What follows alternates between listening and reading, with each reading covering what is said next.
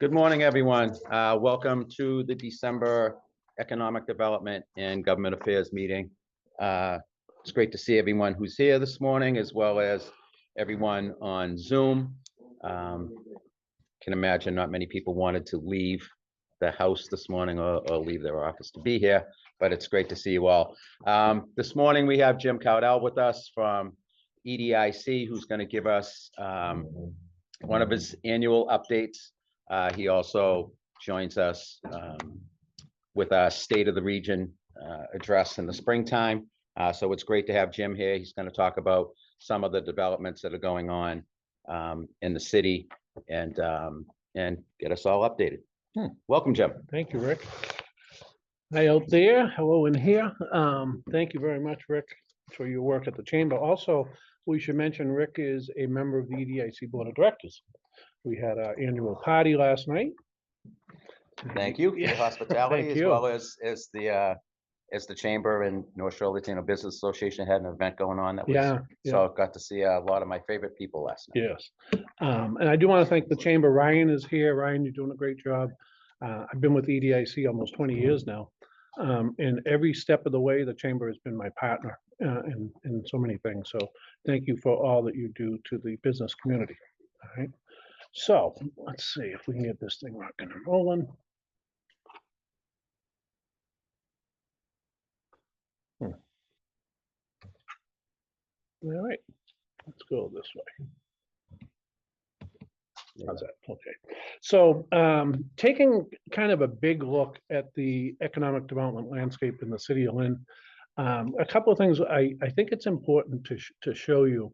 Trends in the business establishment, trends in jobs, and then moving forward, certainly after COVID, which I've been around a long time. I've never seen anything that impacted the business community like COVID. And so let's look at where we are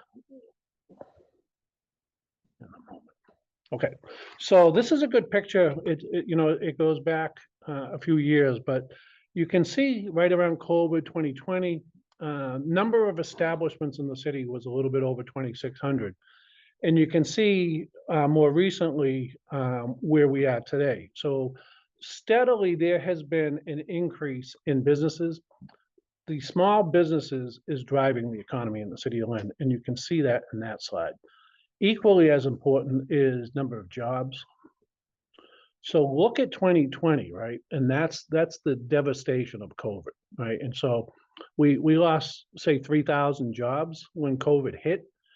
Slowly that has been coming back, but we are watching very closely. It doesn't really capture it here. There are many of the larger companies that folks are still working from home. We saw that at the Eastern Bank building, the headquarters on Market Street. They were at 20% of their employees came back to physically work there. 80% still to this day work remote. So, but saying that, we have recovered from COVID, and you can see that we are now past pre-COVID numbers. So both of those charts that I just showed you paint a picture of growth, right? Small business growth, job growth, and so all good indicators of what's going on. So we're a lender. Many of the businesses in the city of Lynn have experienced us as a lender. Banks are awesome, but many people that can't get a loan from a bank and they want to start a business, they come to us. And so we call us a lender of last resort. What's the matter? Yeah, we're gonna admit somebody. Oh, Sorry. okay, no problem. Welcome, Nathaniel. And so either the state or the federal government gives us money to give out loans. We don't do residential loans, we do commercial loans. Our interest rate is lower than banks. It's at 4%. It's a fixed rate. So it's really, really good. Mary Jane Smalley is here. She's the loan expert. We try to say yes. And so I want folks to know that we're a lender. It's a strong message that we send out. We try to say yes all the time. And let's see if I can show some stuff here. Just a quick snippet. We just grabbed the last few years of loans, and you probably can't read any of them because the font is so small. But just in the last couple of years, we've done 60 loans. Small businesses, we do small loans. Generally speaking, Our loans go from anywhere from 2,000 up to the largest we've ever done is 200,000. So we're a small lender. If somebody came to us, let's say the Blue Ox when they opened and they needed, say, $500,000, we would partner with the bank. We wouldn't do the whole loan. Banks love us because we go in a position behind them, so we reduce their risk.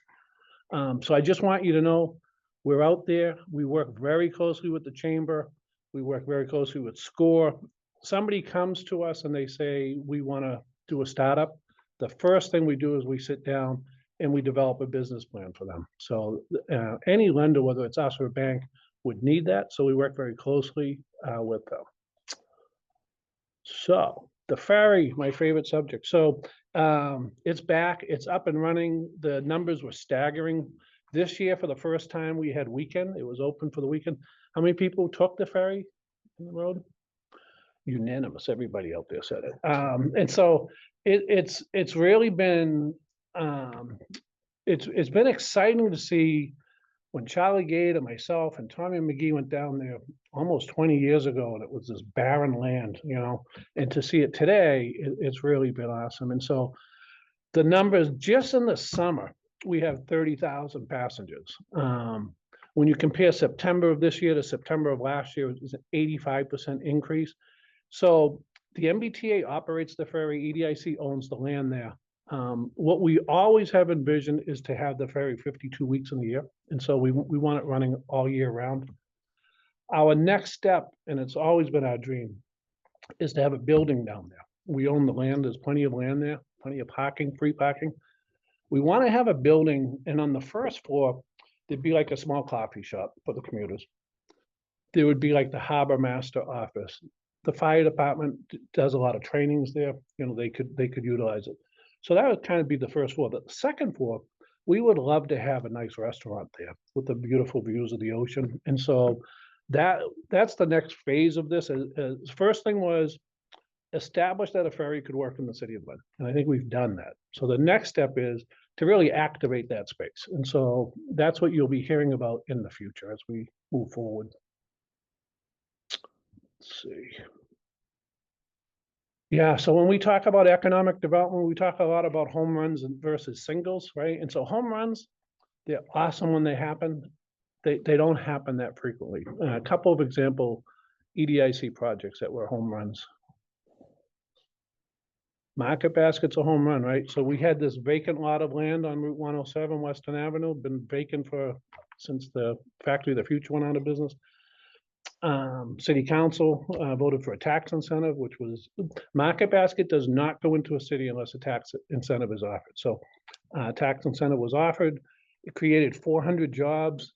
The last time I checked, 368 of them were Lynn people. So I mean, that's just that everybody would agree is a home run.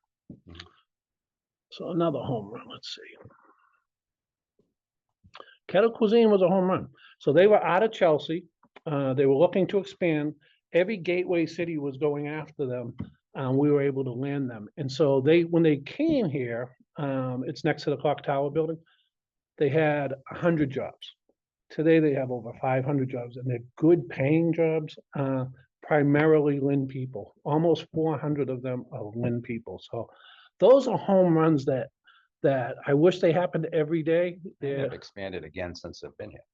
Yes. They put an addition on. Yeah, that's right, because they just kept growing and growing. And so those are home runs. Let's see what else. Yeah, this is a home run. So this hasn't happened yet, but it's going to happen. And so it's the South Harbor site, which is as you're coming in over the bridge into our city from Revere, it's that vacant lot of land. The last use there, Harry, the Harbor House, I think, right? Right. And that was Club Morgan, yeah. And that was gotta be at least, I'm getting old, at least 40 years, right? So that has been vacant. So when you're coming into the city over that bridge, that's the gateway, right? That's the first thing people see. In that picture, that's not like just pie in the sky. That's going to happen. And so we were able to, let me admit somebody. So Samuels is the developer, and so they're good, right? They've done a lot of development in the Fenway area of Boston. If you Google them, they're the real deal. We spent a lot of years chasing developers. The pendulum has completely swung, Rick. Now they're coming here, knocking on our door, and it's much better feeling. But we worked with them on a long time in getting this done. It's the largest investment in Lynn's history. It's the largest private investment in Lynn's history. It'll be close to 500 million when it's done. But it's very important when you're looking at that waterfront development. We didn't want to have just silos of housing, you know. We wanted to have an active waterfront. And so when you're looking at this project, let's see, there's many public benefits. And so not only for people that'll live there, there'll be an 8-acre public waterfront park. And I envision like concerts there with the Atlantic Ocean in the background, real activity there. There'll be a commercial district there, restaurants, shops. And so it's really going to be like a destination where people from all over will go there. When you look at waterfront development along the North Shore, this is the only one that has an affordable component to it. That says 425 million. It's going to be closer to 500 million. A lot of taxes. I think they anticipated somewhere around $120 million over the next 30 years. And then 850 units of housing. And so when you look at, and I've said this for a long time, but when you look at our waterfront, mistake after mistake after mistake happened over the years. You know, used car dealerships, junkyard, fast food.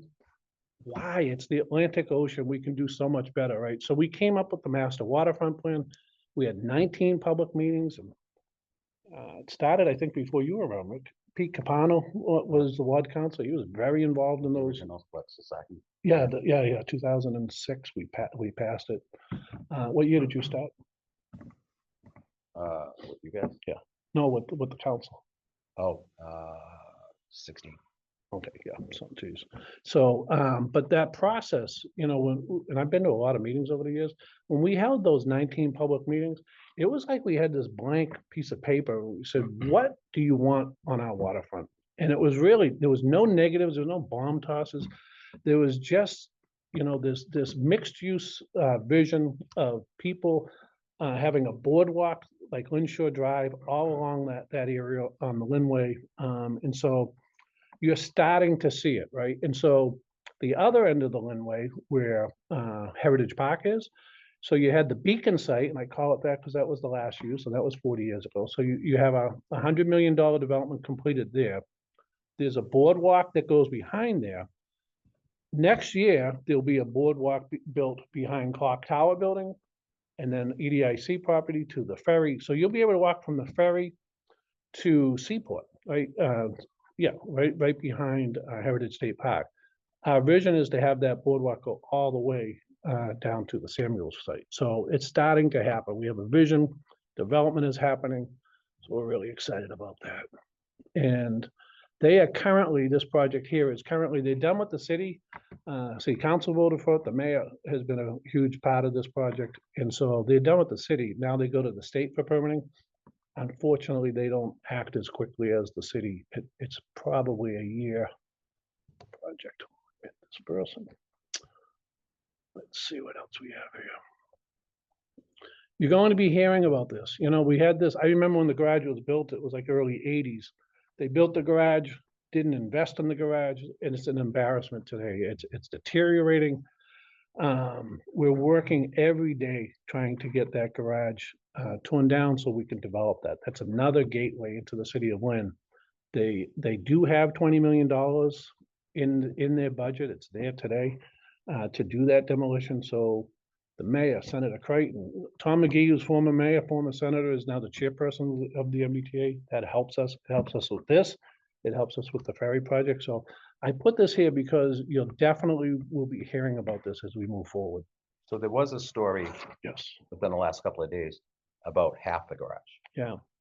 So So- that at least keep half the garage up and then develop the other half of the site. Yep. So we think that we can, the MBTA, can tear down half of it, refurbish the remaining piece, and then come up with a development. We don't want the MBTA to be in charge of the development. We want them to get out of the way and let the private, invest in that property. That would be great, because I think a lot of the development that has taken place downtown, a lot of it was predicated on having that garage there. And then once the buildings were built, Mhm. then they talked about taking it down. Yep. So I put this here because things are starting to happen. And so, as you just mentioned, it'll happen soon, hopefully. Donnie, you just missed, we were talking about the ferry, activating that site, and you had talked about having food trucks down there. It's what we want to do down there. We want to activate, bring people to the waterfront. So, and then, economic development has really nothing to do with Lynn Auditorium, which is run by community development. But I bring it up because when there's a show at the auditorium, all of the restaurants are sold out. It's a great benefit to the city, to the downtown. It holds 2,200 people. I know you've been to some shows. How many people have been to a show at the auditorium?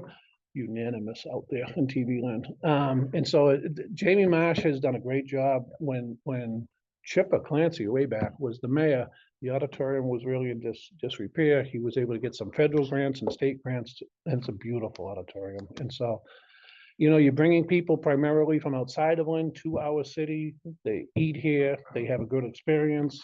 That's how you change the image of our city, right? So I think that's all I put together for slides. Now I'm definitely, now I'm open for questions. You have to tap dance. That's easy. Jim, one thing I always said, I don't know if it was community development or EDIC that produced a video a couple of years back that I thought was fantastic. I had always said that they should show that before any show, where you're dragging in so many people from outside the city that attend those shows to kind of highlight Lynn. A lot of people, they go up to Gannon, they go to Lynn, where I never knew this was Lynn, and what's going on at the waterfront. I think that would be fantastic, is to market Lynn to that crowd that's there for entertainment. I think we need to do a better job of marketing our city, right? Because a lot of people, you're a Lynn product, I am. Outside of the city, a lot of people, the only time they hear anything about Lynn is when something bad happens. And as you know, it's a great city. Slowly that perception is changing with the development that's happening, the auditorium, the shows that come in. So I agree with you. I would like to market the city more aggressively because I think we have a great story to tell. Right. And there's still room to grow. Yeah, absolutely. Any questions for Jim? Yes. Hi, how are you? How are you? Eileen Jonah, chairman of the Lynn Chamber. Doing a great job. Thank you. When we talk about tearing down the MBTA, is it just going to be rebuilt as a garage, or is there some kind of multifaceted purpose or use for it? Yep. So a couple of things. So number one, what we don't want to happen is for the MBTA to tear down a garage and have surface parking and say, okay, we're done, right? So we will not allow that to happen. What we don't want to happen is tear down the garage and build another garage. We don't want that to happen either. We really want mixed use there. And, that site, if you start to go up, have parking and go up, the views are stunning, right? And so that's what we're envisioning. But there'll be a process to get there. Getting the MBTA to move is challenging, and they move slowly. The mayor is on top of this. He was saying yesterday, he didn't intend to say it as a pun, we need to drive the bus on this project. And so, we can't have the MBTA in charge, even though they own the property. We've got to set the vision. And so our vision is definitely not just to replace it with parking. It's not. It would be a missed opportunity. Yeah. And now former Mayor McGee chairs the MBTA control board. And hopefully he'll have some insight into helping to drive that, as well as he's continuing to work on trying to electrify the commuter rail up there and all. And he is going to be here within the next couple of months. So maybe you can give a little bit of an update on that. The garage, the ferry, right? I mean, both of those big projects, he'll be a great help to us. And he's been a good ally, obviously. Any other questions? Yes. Yes, sir. Hi, yeah, I expected the ferry and the boardwalk expected to talk about where things stand with the DPA issue.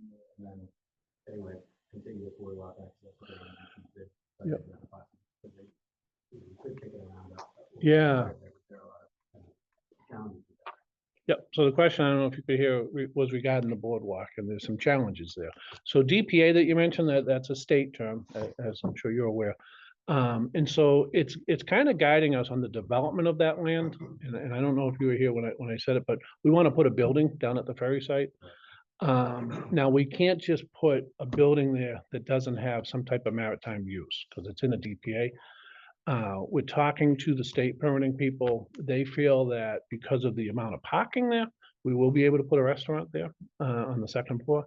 The boardwalk, though, the challenge is the grid property, right? Because the LNG tank that is there, you can't put a boardwalk along the water. You can't. So our plan, and we have a plan, and if you give me a call, I can share it with you, where the boardwalk will go. It's going to have to come out a little bit around that property. And we've talked to Grid, they're aware of it, and I think they're on board. But, you know, unfortunately, we can't move that LNG tank. Although, Too bad. I know.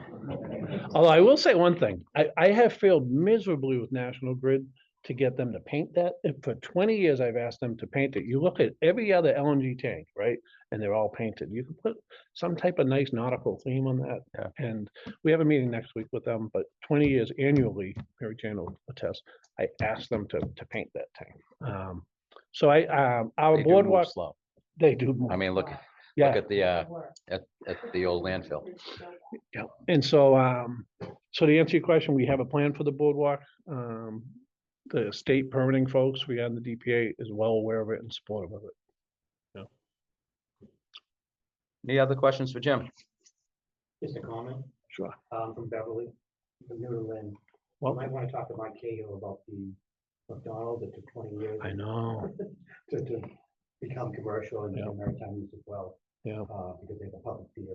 Also, you might want to talk to Kim Driscoll about how they developed that ferry area yeah, there with a restaurant. And that took a little bit of time, but McDonald's took literally 20 years of it. I know, I know. Oh, the one at the exactly. bridge? Yeah. You mentioned Kim Driscoll, Lieutenant Governor, strong ally of ours. Okay. You know, even though she's the Lieutenant Governor, I always say to her, she still thinks like a mayor, you know? Like, so when we're talking about the Samuels project, we brought her in the first week she was Lieutenant Governor, and we said, we're trying to get the Samuels project. She said, whatever you have to do to get Samuels in the city of Lynn, do it. You know, she gets it as someone who was a mayor for a long time, because that project, it will have an impact, right? That project, the gear plant across the street is 60 acres, and it's the most valuable land I think we have in the city of Lynn. That is now, projects are being proposed there. It will spin off. It will, one project leads to another. It's a domino effect. But you're right about I'm on a couple of boards with Mr. Cahill. And that was 20 years. I have a question. Sure. Not familiar with Lynn. Do you have an arts district? I helped Beverly Main Street 20 years Nice, ago. nice. I was on board of that for a while. Yep. And we created an art district so we could identify different areas and have studios and all that kind of stuff. Does Lynn have anything similar? Yeah, I think that's a great question. So when you look at downtowns, right, throughout the country, I've always said that a successful downtown has a successful arts and cultural district, right? So when the state started designating arts and cultural districts, we were one of four of the first ones that were designated. So we have an arts and cultural district, you know, we have an arts and cultural planner, Lucretia Thompson. So we have staff assigned. When you look at our history, the diversity of our history, it's a no-brainer. And so it's in kind of the genesis stage, but it's going to grow. We want, similar to what I talked about, bringing people to the downtown and activating it. We want to bring people to, to the waterfront and activate it. We want to bring people to the downtown and activate it. It's good for economic development. It's good for the city. So. Great. If you can put me in touch with Leslie, because I also help with the Salem Main Streets as well. Okay, great. I'd love to help out. Lucretia Lucretia. Thompson. Okay. Yeah, Lucretia is the city, I guess. Yes, sir. Harry. You know, we have the Lynn Museum and we have the Arts Building, and we're just going through a rebranding of the museum and the Lynn Arts Building. So there is a lot going on down there. Okay.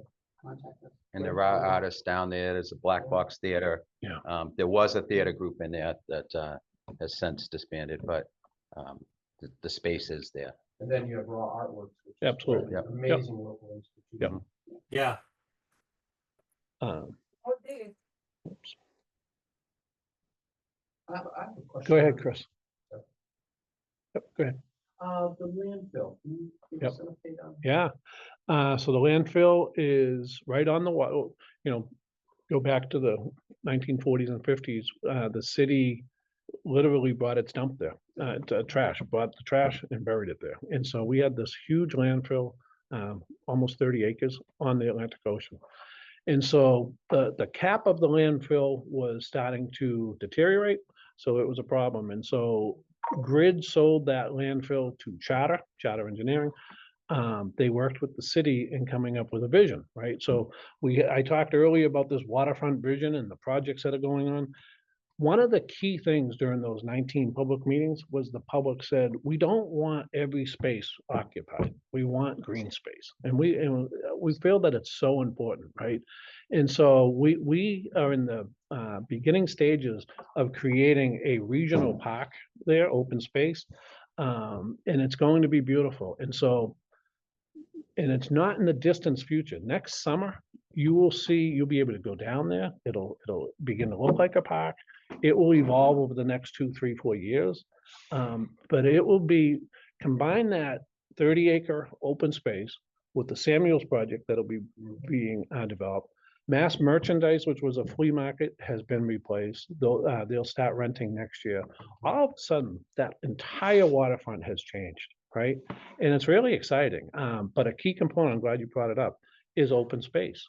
We don't want buildings occupying everything. We want people, families to be able to go down there.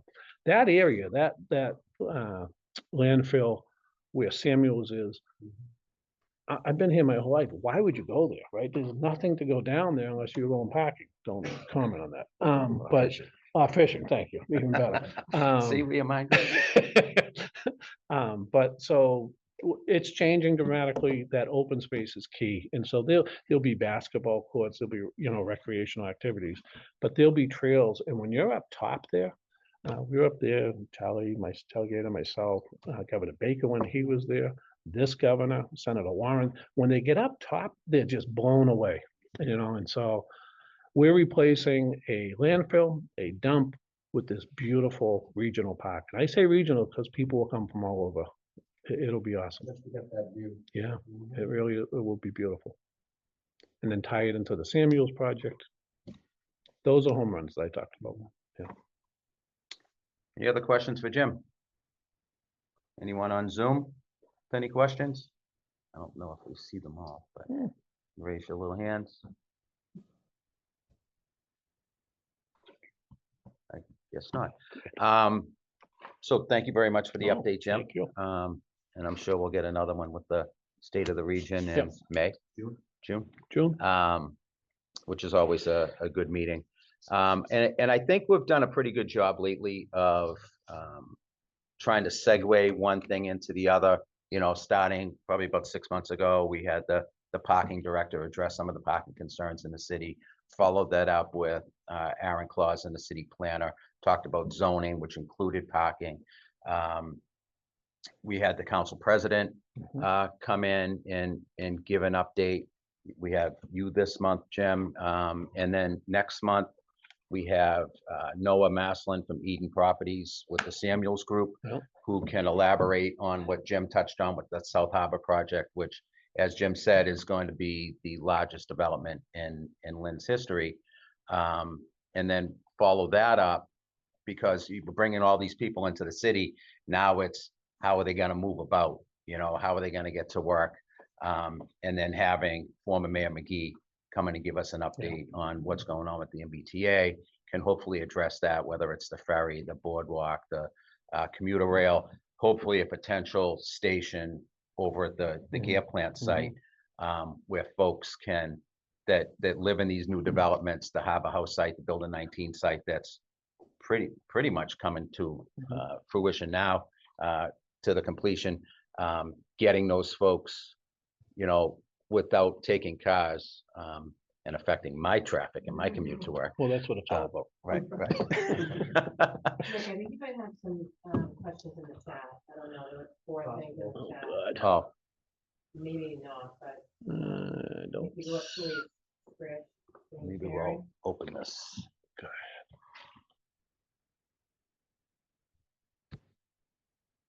There we go. Oh, there you go, chat down below. Where's the chat? No, here it is, yep. Yeah.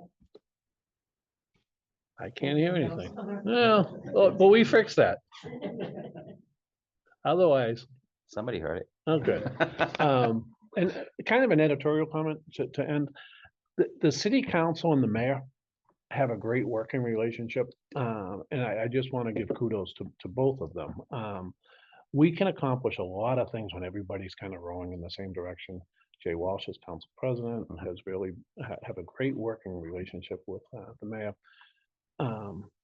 Housing Authority, EDIC, I mean, there's a friendship there and a working relationship. We work very closely with the planning department. We have a good team in place. The elected officials are all working together. It's an exciting time and a lot of good things are happening and there's a lot of good things that are about to happen. And we appreciate the involvement that EDIC has with the chamber. Pretty much everything that we do, you know, and as you alluded to what Dawn's been discussing about, you know, Yeah, events down at the ferry terminal, hopefully Yep. working with the chamber, we'll make that make it happen. a fun place to go. Yep. So, thank you very much. Join us next month for the update on the South Harbor project. I think it'll be exciting. Again, it's one of the largest projects in Lynn's history. Do you have anything to add, Brian? Thank you, Jim, Mary Jean, from the EDIC. Rick always does a great job with our Government Affairs Committee. We will be at City Hall tomorrow morning in the Lynn Public Health for a breakfast, if you're able to join us there. And then this Saturday at Bentwater Brewing. Bentwater is another EDIC, Yeah, one of your past loans, I believe, or one of your past projects, and they're sponsoring, they collaborated this year to do a Guns and Hoses beer. And that's the launch party Yep. on Saturday, and that benefits the Lynn Fire and Lynn Police Associations. Aaron Reams came to EDIC, worked with us almost 2 years. And he just had this idea, it was his passion, found the location. And now they're doing, I had a family member in Aruba, send me a picture of a Bentwater beer being offered in Aruba. They're doing really well. And that Guns and Hoses beer is very good. It is. It's very good. New Launch England party IPA. Saturday, Yeah. so. Had to sample it. Thank you. With that, Merry Christmas, everyone. Yes. Happy holidays. Wish you all a Happy New Year, and we'll see you back next month. Thank you, Rick.